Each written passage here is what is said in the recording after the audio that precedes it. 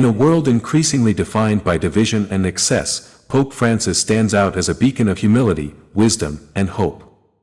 Born Jorge Mario Bergoglio in Buenos Aires, Argentina, in 1936, he came from a working-class family of Italian immigrants. Early in life, he felt a strong pull toward spirituality and service, eventually joining the Jesuit order, known for its emphasis on education, social justice, and deep spiritual discipline. His journey to the papacy was not marked by power or privilege, but by a quiet dedication to compassion. When he was elected pope in 2013, he made history as the first Jesuit pope, the first Latin American pope, and the first pope to take the name Francis, in honor of Saint Francis of Assisi, the saint of peace, humility, and love for nature. From the very beginning, Pope Francis rejected the traditional luxuries of his office. Instead of living in the Grand Apostolic Palace, he chose a modest guest house. He rides in a simple Ford Focus instead of a limousine. These actions weren't for show, they reflected his core belief, that the Church should be close to the people, especially the poor and suffering. His message to the world has been consistent: the true power is service. Whether addressing political leaders or ordinary people, he speaks with a rare moral clarity, reminding us that love, justice, and mercy must guide our decisions. Pope Francis is not just a religious figure, he's a global voice of conscience, challenging the world to move beyond indifference, greed, and conflict. In a time when many have lost faith in institutions, his authenticity and simplicity have reignited hope. A champion of peace in a divided world. In an age scarred by war, hate, and fear, Pope Francis rises as a tireless voice for peace. From the Vatican to the front lines of global crises, he has consistently urged humanity to turn away from violence and embrace the power of dialogue and reconciliation. Whether it's the war in Ukraine, the conflict in Gaza, or the countless other forgotten battles around the world, Pope Francis never remains silent. In his public prayers and global addresses, he mourns the loss of innocent lives and calls leaders to choose diplomacy over destruction. His words are not political, they are deeply human. Every war is a defeat for all humanity. Pope Francis understands that real peace isn't just the absence of war, it's the presence of justice, mutual respect, and shared understanding.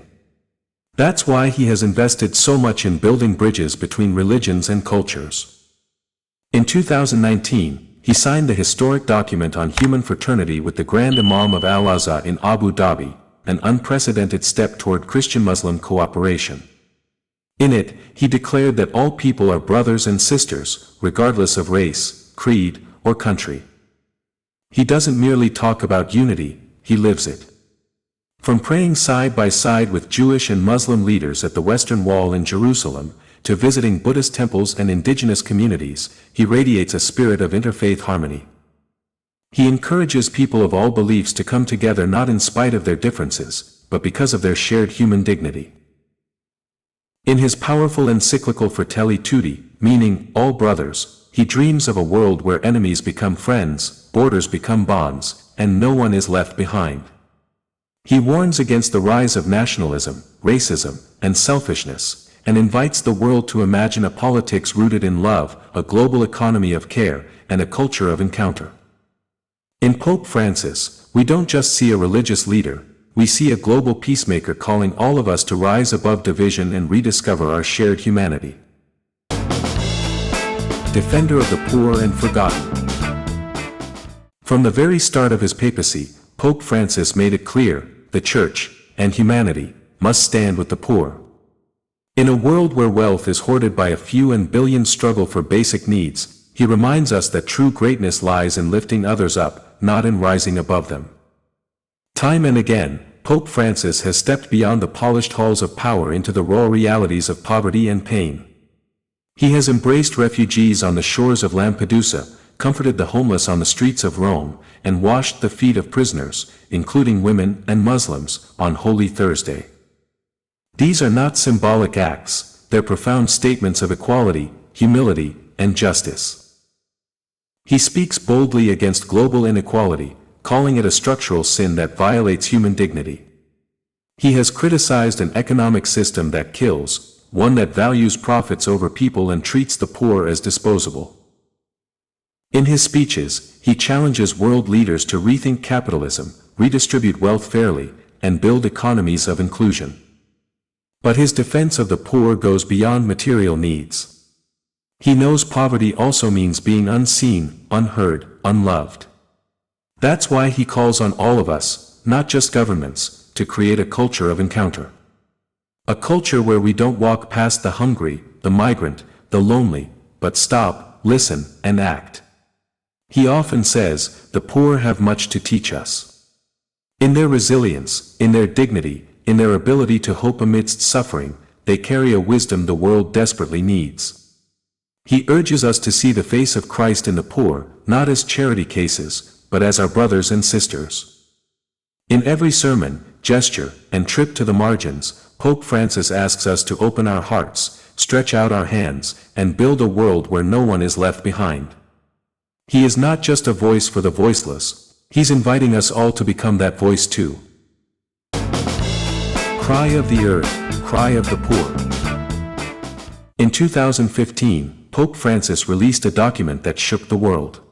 It wasn't just for Catholics. It wasn't just for believers. It was for every human being who calls Earth home.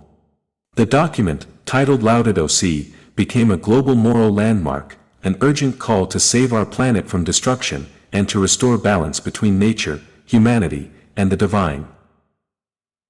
In Laudato Si, Pope Francis declared what many feared but few dared to say: we are living in an ecological crisis, and it is largely our own doing. Pollution, climate change, deforestation, and mass extinction are not just scientific issues, they are moral and spiritual crises, rooted in greed, indifference, and disconnection. But his message goes even deeper. He reminds us that the cry of the earth is inseparable from the cry of the poor. The same systems that exploit natural resources also exploit vulnerable people. When the seas rise or crops fail, it is the poor who suffer first and most. When industries pollute rivers or air, it's often the marginalized who live nearby. Pope Francis calls this a throwaway culture, one that treats both the planet and people as disposable. And he challenges us to replace it with an integral ecology, a way of living that honors the sacred relationship between human beings, creation, and the Creator. His vision is bold but beautiful, economies built not just on profit, but on care and sustainability. Communities where people live simply, share fairly, and walk gently on the earth. Politics driven not by short-term gain, but by long-term stewardship and love for future generations. What kind of world do we want to leave to those who come after us? He asks, not just in word, but in action. As we face rising seas, burning forests, and deepening inequalities, Pope Francis reminds us that there is still time, but not much. If we act now, with courage and compassion, we can heal our common home and build a future of peace, justice, and harmony for all life. Pope Francis is more than a leader, he is a living invitation. An invitation to care, to listen, to act, to walk together, as one family, on one earth. Will we accept that invitation to save humanity and our beautiful planet at large?